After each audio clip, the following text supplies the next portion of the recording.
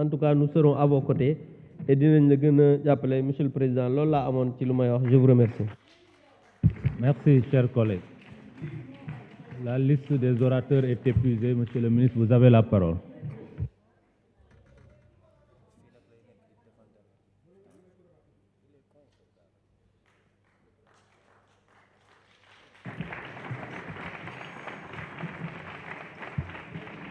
Merci beaucoup, Monsieur le Président de l'Assemblée nationale, Monsieur le Président, Monsieur le ministre en charge du Travail, honorables députés, chers collaborateurs.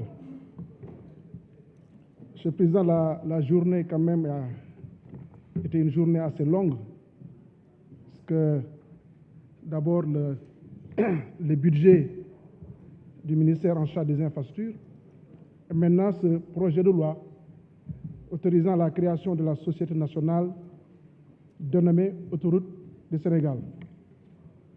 Et je voudrais, en tout cas, disons, rassurer quant à l'opportunité de la création de cette entité. Si je m'en réfère à l'état actuel de la situation, aujourd'hui, nous avons deux entités qui jouent pour le compte de l'État, donc le rôle d'autorité concédante. La première entité, c'est l'APIX, qui avait en charge la réalisation de l'autoroute Dakar-AIBD, sous concession. Et comme vous le savez, l'APIX n'a pas pour vocation de gérer. Mais en l'absence d'une entité, en tout cas en charge de cette question, l'APIX s'est substitué à cela pour pouvoir gérer l'autorité concédée avec SECA. L'autre entité qui s'occupe pour le compte de l'État de la gestion des autoroutes, c'est AGEROUTE. AGEROUTE s'occupe de la partie AIBD Mbour, AIBD Thiès, disons l'autoroute Ila-Touba. Et comme vous le savez, AGEROUTE, sa vocation, c'est de réaliser des routes de désenclavement, mais aussi en relation avec des entités, la réalisation d'autoroutes. Parce qu'aujourd'hui, AGEROUTE assure la maîtrise d'ouvrage de l'autoroute Mbour-Fatick-Kaolack, comme aussi de l'autoroute Dakar-Tivaouane-Saint-Louis. Alors, dans cet environnement, il était judicieux, ou il est judicieux, de créer une entité qui gère pour le compte de l'État les autoroutes actuelles et les futures réalisations. C'est la raison pour laquelle donc, nous avons jugé utile et opportun de la création de cette entité, les autoroutes du Sénégal ADS. Et je m'en vais vous délivrer les missions de ADS, parce que certainement certains ne l'ont pas lu. Alors, la société ADS a pour mission d'assurer la gestion du patrimoine autoroutier de l'État du Sénégal par la réalisation de toutes les opérations se rattachant directement ou indirectement à son objet. À ce titre, elle est chargée notamment de rechercher des financements pour la gestion, le contrôle et le développement du patrimoine autoroutier, d'exploiter le patrimoine autoroutier ou, le cas échéant, d'assurer le suivi et le contrôle de l'exploitation du patrimoine par tout tiers co-contractant pour le compte de l'État du Sénégal, d'exercer les missions d'autorité concédante déléguées dans la mise en œuvre des projets de contrats de partenariat public-privé relatifs à la gestion des tronçons autoroutiers, des biens meubles ou immeubles appartenant au patrimoine autoroutier de l'État, de participer à l'élaboration des dossiers techniques et de contrôle des projets de construction, de réhabilitation ou d'entretien d'infrastructures autoroutières, d'assurer la définition, le contrôle et le suivi des conditions d'exploitation des services publics de transport autoroutier ainsi que l'entretien du réseau, de veiller au respect des dispositions légales et réglementaires relatives à la police, à la sûreté et à la surveillance du réseau autoroutier, de mobiliser tous les moyens nécessaires à la sécurisation optimale du réseau, de mettre en œuvre tous moyens ou activités nécessaires à la préservation et au développement du patrimoine et des services de transport autoroutier, de promouvoir la coopération internationale et le partage d'expériences dans le sous-secteur autoroutier. Alors, lii mooy les missions dévolues à cette entité.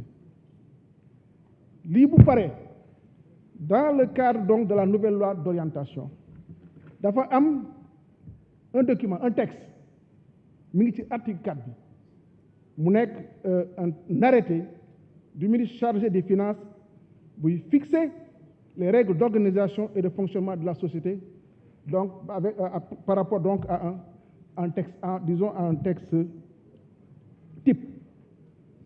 Donc loolu dama bëggoon mu leer maanaam société bi nga xam ni mooy les autoroutes du Sénégal nu muy tëddee ak lan moo ko régir. Donc fi ñu toll amul benn directeur général bu ñu nommé amul, parce que balaa ngay nommé directeur général il faut que mu sukkandikoo ci texte te décret mooy nommé directeur général. Loi bi mi ngi taxaw fii kenn voté guñ ko, amagul promulgation, man jaaxal na ma ban entité la ñu nommé waaye du bii la ñu nommé directeur général, en tout cas du bii. Bu fekkee beneen la man xaw ma ko, mais en tout cas du bii. Donc amul directeur général.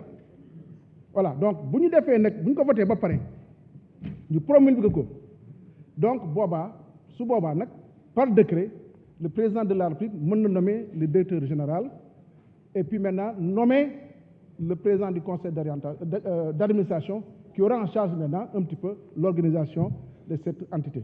Donc noonu la tëddee. Alors, et pour ñëwaat ci beneen préoccupation, parce que wax naa léegi maanaam les deux modes de gestion yu autorité existante am. Benn bi c'est une concession intégrale, concession totale, c'est cas concession la am maanaam pour 29 ans, j'ai plus les termes, je pense que c'est 29 ans de concession.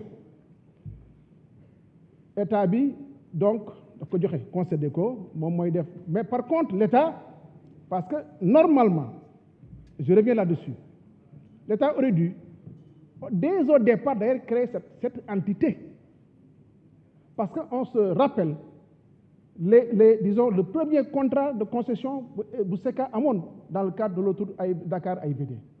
État amoon ci woon dara bokkoon ci capital bi 0 franc et l'État recevait 1000 francs de redevance annuelle, ñaari téeméer lañ ko doon fay par année, parce que tout simplement voilà négociation lu ñu waroon négocier pour le compte de l'État amul woon. Par la suite ça a été corrigé, État bi dugg na ci capital SECA à hauteur de 25%, et maintenant chaque année dana am redevance maanaam domaniale minimum de 800 millions de francs CFA avec un plafond, je pense, si mes souvenirs sont exacts, de 2%. Alors bu entité bi amoon xëy na jafe-jafe boobu ak temps yooyu ñuy toog ba ñàkkal état bi maanaam ay ressources xëy na doon am. Donc nécessairement entité bi day nekk entité boobu luy liggéeyam luy profession am mooy gérer pour le compte de l'État avec des experts yoo xam ne ñoo koy mën a dimbali ci liggéeyam. Donc mais boo seetee par exemple à travers le monde wax na ko am na ko benn honorable député, je pense Ibrahima Diop doona ko fi léegi, amul benn maanaam si je peux dire amul benn expérience de gestion boo xam ne éprouvée amul. Boo demee France c'est vrai que après 2002 en fait 2002 après amortissement donc de l'investissement sur les routes, c'est le commencé un petit peu di génn de la gestion des autoroutes. Amul dëkk yu bëri boo jëlee même Maroc voilà Maroc fait en fait totalement ses autoroutes ay régies intéressées la.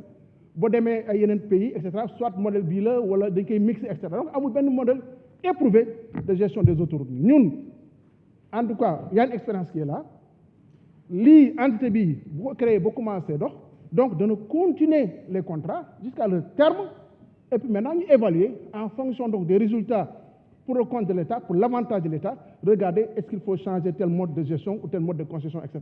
Donc loolu mooy rôle am Et c'est pour rassurer, donc, disons, la voie que nous comptons, en tout cas, suivre pour préserver intégralement, en fait, donc, les intérêts de l'État. Donc, man, sur le point, vraiment, de la création, donc, de cette entité, point B, li la ci bëggoon wax pour wane vraiment l'opportunité, la nécessité de la création de cette entité. Après, elle va s'organiser. Le directeur général, de respecter l'organigramme type, voilà, recrutera sous le contrôle du conseil d'administration. C'est organisé, tout est organisé par des textes. Le directeur général a une liberté de le connaître parce que le conseil va valider l'ensemble de ses choix, en tout cas, il va assurer pleinement ses missions et ses rôles. Donc, moi, vraiment, je rassure quant à donc, la nécessité de mettre en place cette entité et qui pourra jouer son rôle comme il se doit, assurer la sécurité, etc. Et maintenant, pour revenir à certaines considérations, questions Yohamni, voilà, comme certains l'ont dit, c'est des extensions. Mais rassurez sur l'autoroute, le contrôle aujourd'hui, tous les usagers, vous dites l'autoroute, l'autoroute AIBD, concédée.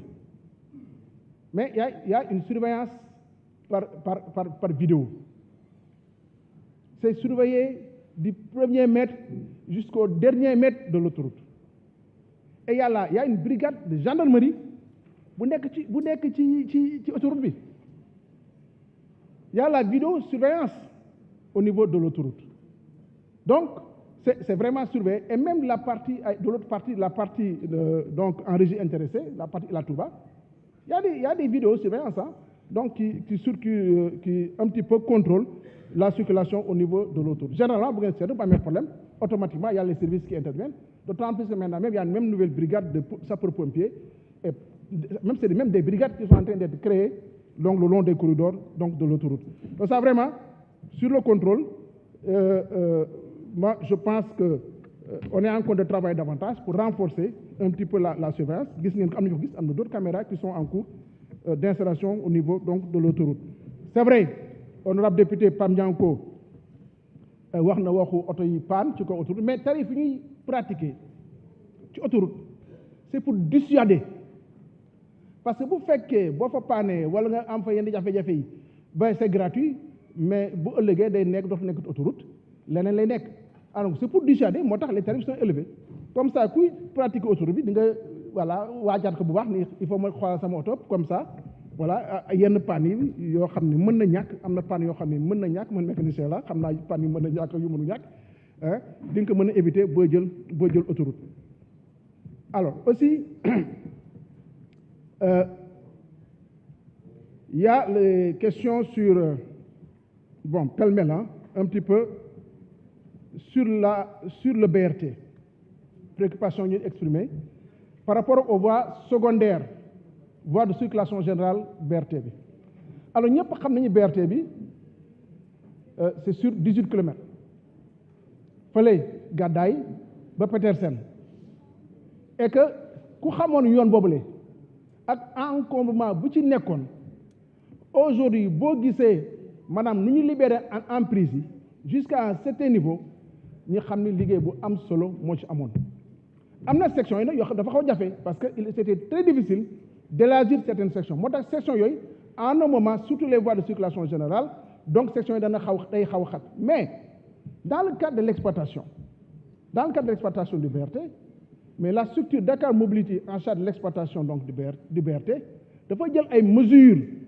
pour éviter yenn désagréments yi mooy ay panne yoo xam ne day arrêter circulation wala mu boucher ko donc vraiment il y a des prévus ay des remorques aussi en relation avec les forces de sécurité et de défense pour quand même veiller donc à la bonne circulation le long du corridor, le corridor central, mais aussi au niveau des voies centrales. Et ça vraiment, je rassure. Et puis il y a un système de feu intelligent yoo xam ni ñoo nekk le long du corridor BRT.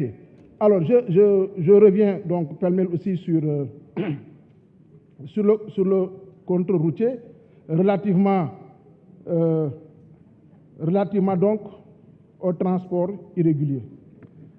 am na ko benn honorable bu ko fi wax léegi je pense que c'est Sanu Dione si mes souvenirs sont exacts le contrôle relève des forces de sécurité et de défense.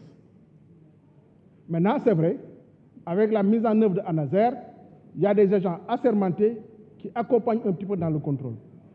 Et un véhicule dit Wargaine ou peut-être de transport irrégulier, mais nécessairement le contrôle fait beaucoup d'efforts pour contrôler, mais je crois qu'il est nécessaire de renforcer davantage pour que ce transport dit transport irrégulier, vraiment, nous montre des éléments de réponse. Bien qu'on est en train de réfléchir, parce que c'est quand même une pratique qui concerne beaucoup de Sénégalais, réfléchir sur des périmètres ou sur un accompagnement pour permettre en tout cas la régularisation. Parce que transport, si vous transporter les personnes, il faut avoir une licence de transport.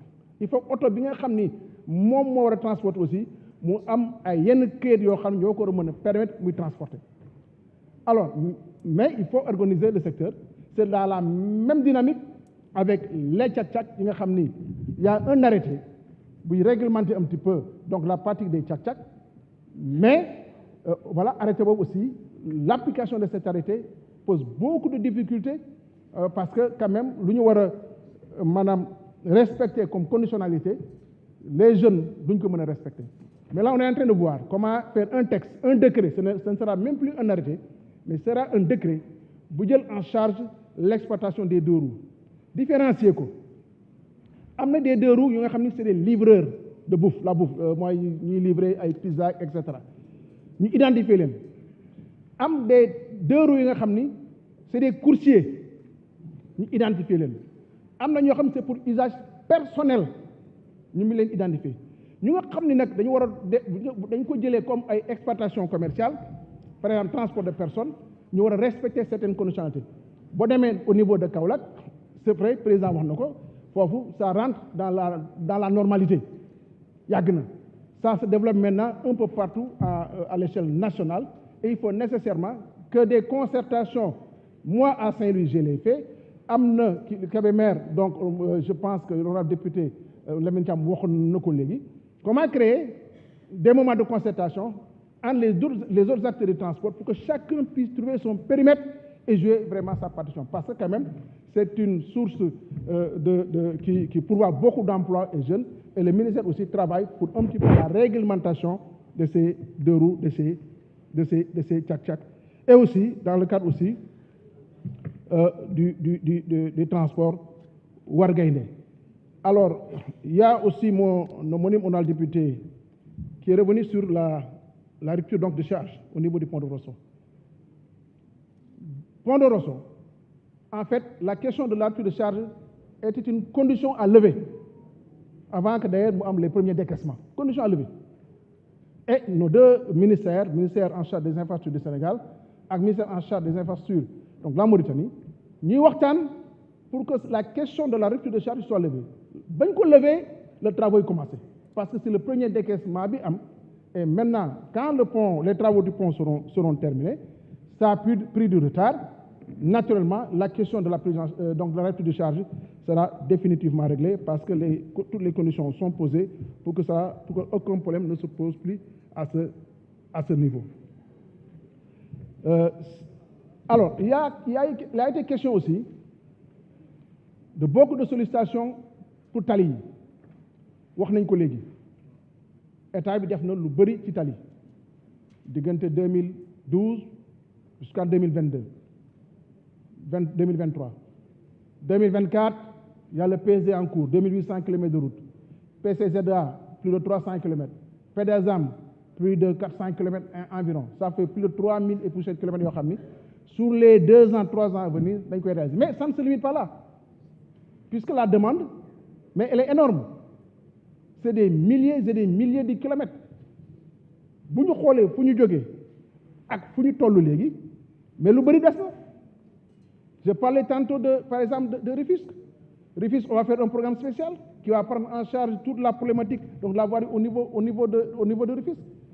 On en fera pareil donc, dans d'autres localités qui le nécessitera. Le département de Mbour, par exemple.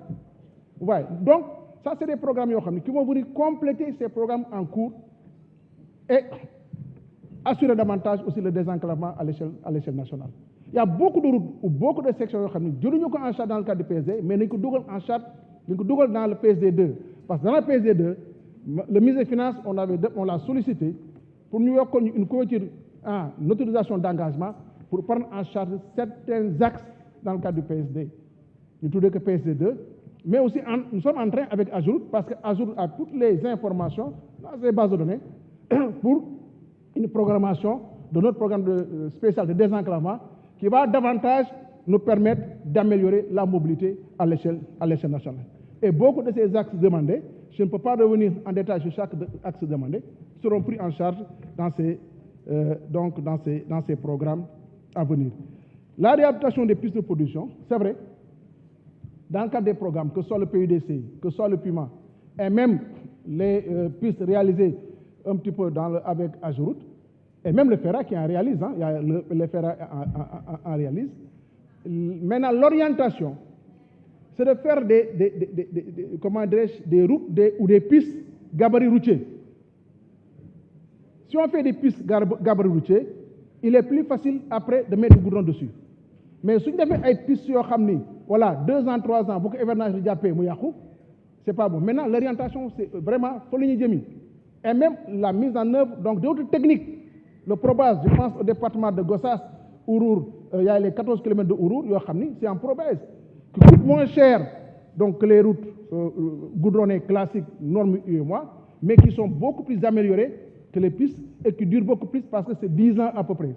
C'est des voies, 10 ans, c'est noirci et ça tient. Donc, l'orientation, dans ce sens-là, on fera moins de linéaires, mais on fera des voies qui vont beaucoup plus durer dans le temps. Et comme ça, toutes les pistes de production vraiment qui sont devenues maintenant des pistes de terre, je ne sais pas comment on les appelle, ces pistes-là seront améliorées dans ce sens-là. Voilà donc le programme, en tout cas, tel que, en tout cas, nous le souhaitons, dans le cadre donc, de la réhabilitation des pistes, ce qu'on appelle des pistes de production, ou en tout cas la voirie de désenclavement, et pour toucher toutes les communes du Sénégal, toutes les communes. Et cibler aussi les localités villageoises d'une certaine importance et prioriser, parce que si on fait la femme a prioriser. Moi, on fait sur 100 mètres ou sur 100 km, tu dois traverser la localité. Si tu as tali sur 100 km, tu traverses 10 localités, tu vas prioriser par rapport à quand même il y a une élongation des localités. Donc, priorisation, il y a aussi d'autres considérations qui entrent en jeu pour la réalisation effectivement de ces voies. Alors, l'autre point de Kermassar, on l'a posé. Alors, Kermassar, étape de réaliser un autopont, vraiment en respectant toutes les normes. Aujourd'hui, c'est vrai, dans le cadre de l'exploitation, on a déjà fait. Parce que tout simplement, il y a une occupation anarchique des voies de dégagement. Il y a un encombrement. Et cet encombrement-là, tant que Daniel, en fait, les performances, performances, et là, nous, on a saisi l'autorité de l'administration territoriale, le préfet du département, mais aussi les maires des communes concernées, pour qu'ensemble, nous puissions procéder, voilà, donc, au déguerpissement. Enlever tous les marchands, tous les, voilà, etc. Là, il n'est qu'à l'entour et qui bouche la circulation. L'autopont, quand même, respecte les normes. Il est très bien réalisé. L'objectif, quand même, est atteint.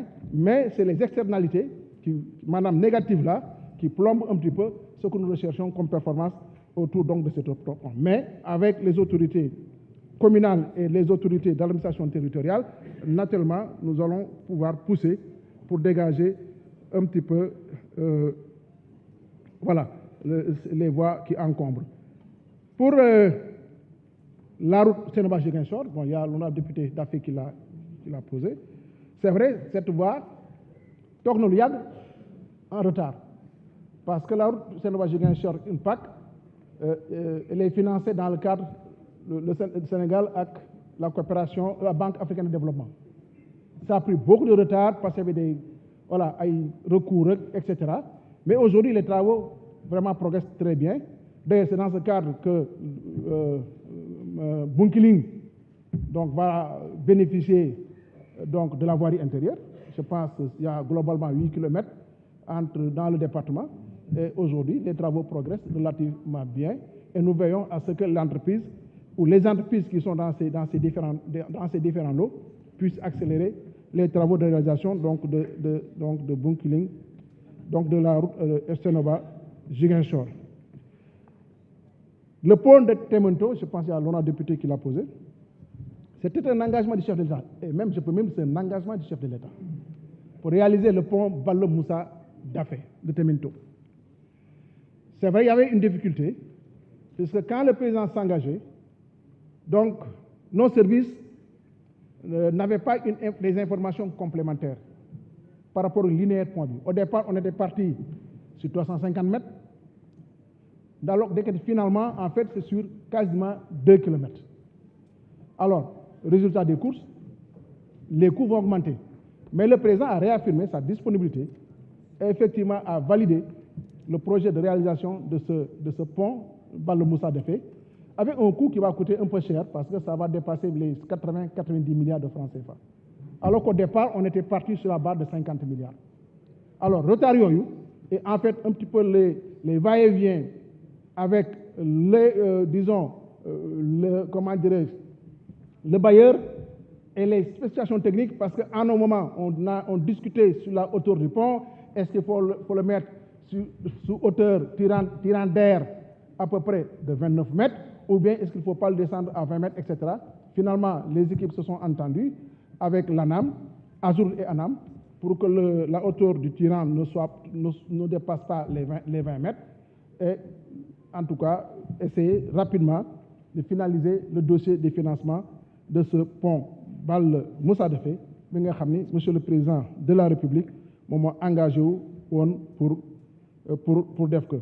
Alors maintenant, les autres, il y avait d'autres questions. Bon, je pense que j'ai fait un peu le tour sur pas mal donc, de sollicitations ou de préoccupations exprimées par les honorables députés, parce qu'une bonne partie de ces préoccupations, en fait, relèvent un petit peu de la voirie ou des infrastructures.